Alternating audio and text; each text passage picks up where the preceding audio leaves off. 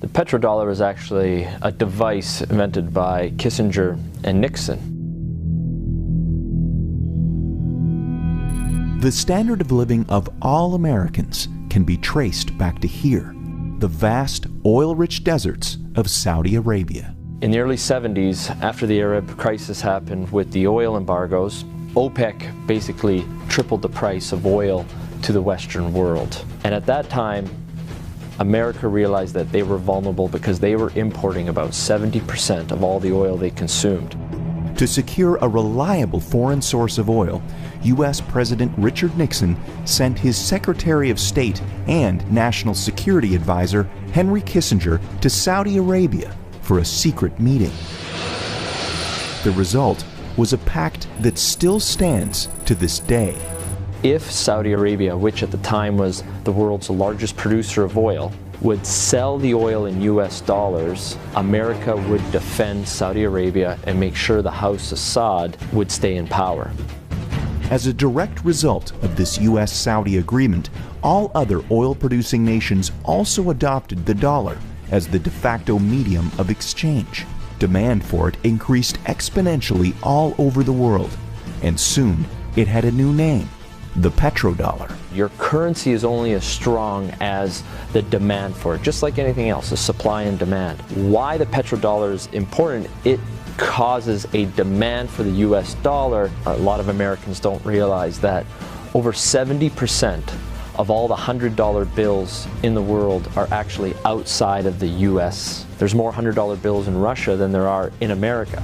This stockpile of US dollars in countries around the world is because oil is bought and sold using the greenback.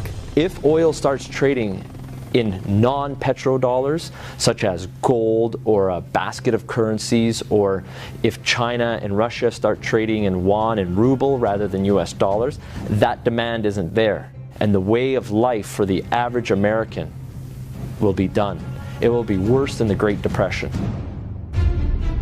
To date, anyone who's potentially threatened the status of the petrodollar hasn't fared well. Libyan strongman Muammar Gaddafi publicly pushed for a Pan-African gold-backed currency that he would trade for Libya's oil.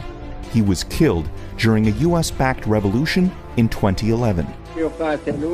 And just a few short years before, Iraqi dictator Saddam Hussein advocated selling oil for euros.